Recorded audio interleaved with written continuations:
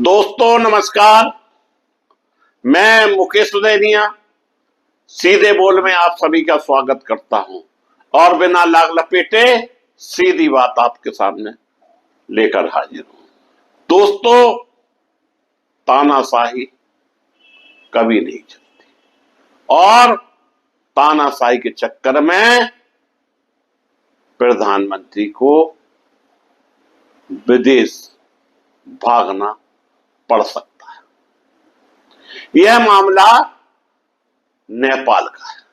नेपाल में छात्रों के भारी विरोध प्रदर्शन के बीच PM KP Sharma Oli Dubai भाग सकते, उनके लिए हेलीकॉप्टर तैयार करें। नेपाली मीडिया रिपोर्ट्स में दावा किया जा रहा है कि नेपाल के प्रधानमंत्री केपी शर्मा ओली इलाज कराने के लिए दुबई जा सकते हैं। नेपाली प्रधानमंत्री के दुबई जाने की संभावनाओं को लेकर रिपोर्ट उस वक्त आई जब नेपाल में दर्जनों जगहों पर दूसरे दिन भी छात्रों का प्रदर्शन जारी है। दोस्तों, तानाशाही बहुत दिनों तक नहीं चलती। यह सीख है अन्य देशों के लिए जो कि तानाशाही का रवैया अपना रहे हैं। दर्जनों जगह पर दूसरे दिन भी छात्रों का प्रदर्शन जारी रहा और हिंसा हो रही है। मिलिट्री भी पीछे हट गई। दूसरी तरफ नेपाल सरकार के गृह मंत्री, स्वास्थ्य मंत्री, कृषि मंत्री समेत 10 मंत्रियों ने इस्तीफा दे दिया है, लेकिन प्रदर्शनकारी प्रधानमंत्री ओली का इस्तीफा मांग रहे हैं। प्रधानमंत्री ओली के करीबी सूत्रों के हवाले से उनके देश छोड़कर दुबई जाने की योजना की जानकारी सामने आ रही है। दूसरी तरफ प्रदर्शनकारियों ने नेपाल के राष्ट्रपति के निजी आवास को फूंक दिया,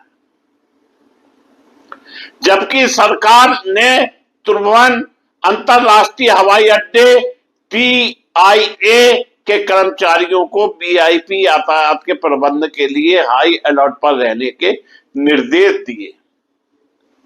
यह है नेपाल का मामला। माना जा रहा है कि लोगों के आक्रोश बचने के लिए कई नेता देश छोड़कर फरार हो सकते हैं। जब किसी देश में अति हो जाती है तो ऐसा ही होता है और अभी बांग्लादेश का हाल लोगों ने देख लिया है। इससे पहले श्रीलंका में क्या हुआ था ये भी लोग याद रखेंगे। TIA के एक अधिकारी ने नाम ना छापने की शर्त पर बताया कि एक अनौपचारिक निर्देश जारी किया गया है। यह संभावना है कि नेता काठमांडू को असुरक्षित मानते हुए भागने का प्रयास कर सकते हैं, जिससे VIP यातायात बढ़ सकता है। इसलिए कर्मचारियों को हाई अलर्ट पर रहने के लिए कहा गया है। रिपोर्ट के मुताबिक प्रधानमंत्री ओली को नेपाल से ले जाने के लिए एक निजी एयरलाइन हिमालय एयरलाइंस को स्टैंड बाय पर रखा गया है। यह सूचना भी सूत्रों के हवाले प्राप्त हुई है। सोशल मीडिया के कई प्लेटफॉर्म पर यह समाचार देखा जा सकता है। बढ़ते राजनीतिक उथल पुथल और कई मंत्रियों के इस्तीफे के बीच ओली ने नेपाल से जाने से पहले उप प्रधानमंत्री को कार्यकारी जिम्मेदारी सौंपी है। दूसरी तरफ पूर्व उप मुख्यमंत्री के आवास पर भी पथराव किया गया है। प्रदर्शनकारी केपी ओली की पार्टी के नेता और पूर्व उप मुख्यमंत्री रघुवीर महासेठ के जनकपुर स्थित आवास पर पथराव कर रहे हैं। देश भर में विरोध प्रदर्शन तेज होने के साथ तनाव बढ़ता जा रहा है। नेपाल के 10 मंत्री इस्तीफा दे चुके हैं। नेपाली मीडिया रिपोर्ट्स के मुताबिक सोमवार को हुए खूनी प्रदर्शन के बाद मंगलवार को भी देश की राजधानी काठमांडू और आसपास के जिलों में हालात बेकाबू हो गए। दोस्तों, किसी देश में जनता ही जनार्दन होती है। देश के प्रधानमंत्री, देश के राष्ट्रपति, देश के विधायक, देश के सांसद यह भूल जाते हैं कि उनका चुनाव किसने किया है। और जब देश की जनता ही सुखी नहीं रहेगी तो फिर जब वो अपने पे उतरती है तो अच्छे अच्छे किले भी धराशायी हो जाते हैं। इतना ही नहीं, छात्रों के प्रदर्शन के आगे नेपाल की सेना भी कमजोर पड़ गई। यह होता है जनता का गुस्सा।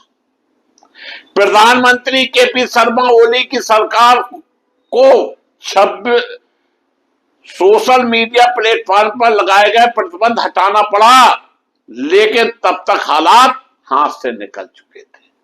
अब जमाना सोशल मीडिया का ही है, और अगर आप सोशल मीडिया को प्रतिबंधित करते हैं तो निश्चित रूप से नई पीढ़ी यह सहन नहीं करती है।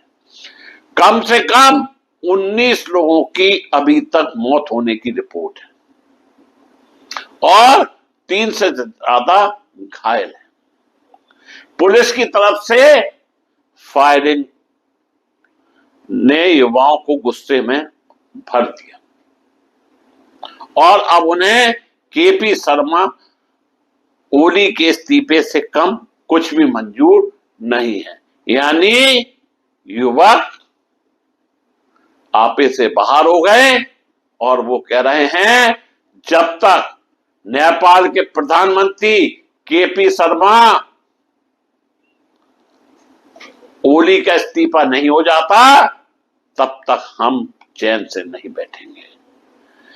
प्रतिबंधों और पुलिस फायरिंग के बावजूद छात्र युवाओं का आक्रोश थम का नाम नहीं ले रहा है।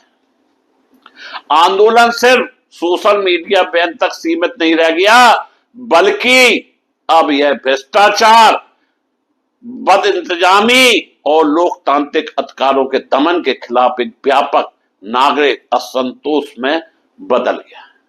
यानी सोशल मीडिया तो एक बहाना था, जबकि मामला भ्रष्टाचार, बदइंतजामी और लोकतंत्र अधिकारों के दमन को लेकर था। ताजा रिपोर्ट के मुताबिक नेपाली कांग्रेस के अध्यक्ष के आवास को भी प्रदर्शनकारियों ने फूंक दिया।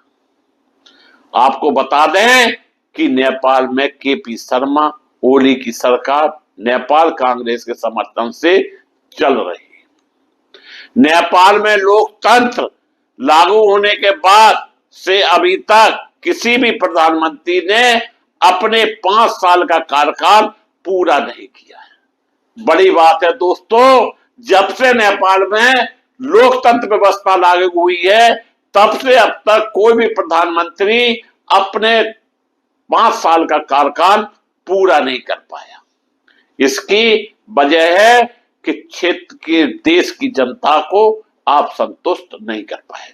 नेपाल में किसी भी पार्टी को पूर्ण बहुमत हासिल नहीं हो पाया। रिपोर्ट के मुताबिक प्रदर्शनकारी सत्तारूढ़ पार्टी के नेता और नेपाली कांग्रेस अध्यक्ष शेर बहादुर देउवा के आवास पर पहुंच गए और वहां कब्जा कर लिया। स्थिति हिंसक होने के बाद प्रदर्शनकारियों ने उनकी संपत्ति में आग लगा दी इनके अलावा कम से कम आधा दर्जन वाहनों को भी आग के हवाले कर दिया। दोस्तों, हिंदुस्तान से सटा हुआ नेपाल, जहां इस तरह की घटनाएं हो रही हैं, नेपाल की यह घटना उन देशों के प्रधानमंत्री, राष्ट्र अध्यक्षों के लिए एक चेतावनी है कि अगर आप इसी तरह से अपनी बातों पर अड़े रहेंगे या फिर लोकतंत्र को धत्ता दिखाएंगे तो निश्चित रूप से जो नेपाल में हुआ है वो अन्य देशों में भी हो सकता है, क्योंकि जनता ही जनार्दन है, जनता ही आपको चुनती है, जनता ही को अधिकार है कि वो तख्ता पलट कर सकती है।